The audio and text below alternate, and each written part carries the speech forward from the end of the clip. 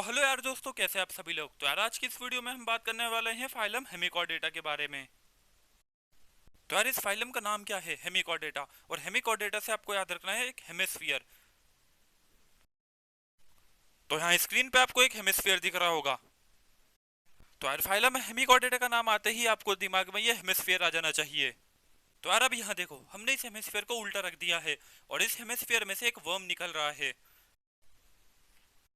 तो इससे आपको यही याद रखना है कि इस फाइलम में वर्म लाइक एनिमल्स आते हैं। अब इस हेमिस्फीयर में आपको एक फोटो दिख रही होगी। ये एक मशहूर क्रिकेटर है जिनका नाम है गिल। तो इससे आपको यही याद रखना है कि जो रेस्पिरेशन होगा वो गिल्स के थ्रू ही होगा। तो यार ये हेमिस्फीयर आपको एक कटोरा जैसा दिख रहा है। तो हमने इस कटोरे में समुद्र का पानी भर लिया है। तो इससे आपको यही याद रखना है कि ये जो एनिमल्स होंगे ये मरीन होंगे। अब इस हेमिस्फीयर को हमने ऊपर से दबाया है और साइड से थोड़ा सा कंप्रेस किया है। तो देखिए इसका शेप कैसा बन जाता है। इसका शेप बिल्कुल बोमेंस कैप्सूल जैसा हो गया है। और इसमें अब हमने कैपिलरीज ऐड कर दी है और ये अब बन चुका है एक मालपीगियन बॉडी। अब देखो हमने इस कैपिलरी में थोड़ा सा छेद कर दिया है और छेद से क्या हो रहा है कि खून बाहर निकल रहा है। अब ये खून क्यों बाहर निकल रहा है? क्योंकि ये कैपिलरीज ओपन हो गई थी। तो इसी ओपन कैपिलरी से आपको याद रखना है ओपन सर्कुलेटरी सिस्टम, यानी कि हेमिकॉर्डेटा में ओपन सर्कुलेटरी सिस्टम होगा।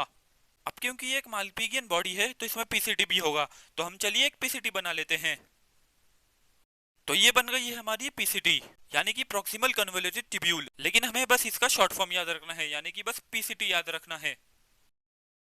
तो देखो यार, पी से हो जाएगा प्रोबॉसिस, सी से हो जाएगा कॉलर और टी से हो जाएगा ट्रंक। यानी कि इन एनिमल्स में प्रोबॉसिस, कॉलर और ट्रंक होगा।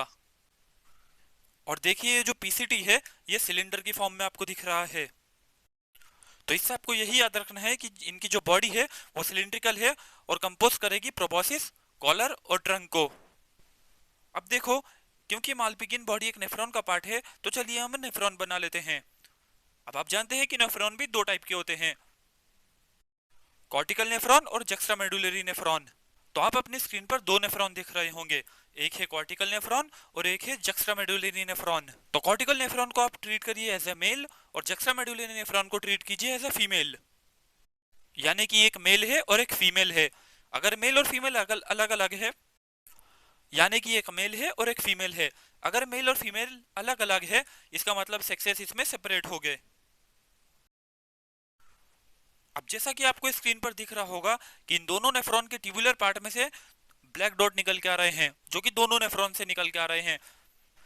अब इन ब्लैक डॉट को आप ट्रीट कर लीजिए एज ए गैमेट। तो एक गैमेट आ रहा है मेल से और एक गैमेट आ रहा है फीमेल से। अब ये दोनों गैमेट नेफ्रॉन से बाहर आ चुके हैं और बाहर आके इन्होंने फर्टिलाइजेशन कर लिया है। अब फर्टिलाइजेशन इन्होंने नेफ्रॉन के बाहर करा है। तो इससे आपको यही याद रखना है कि इनमें फर्टिलाइजेशन एक्सटर्नल होगा।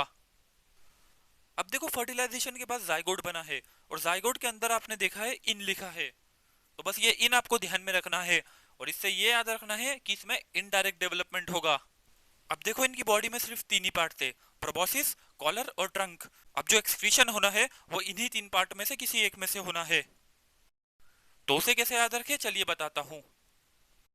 तो देखो, मेल में जो पेनिस होता है उसी के थ्रू एक्सक्रीशन होता है। तो पी से आपको याद रखना है पेनिस और पी से याद रखना है प्रोबॉसिस।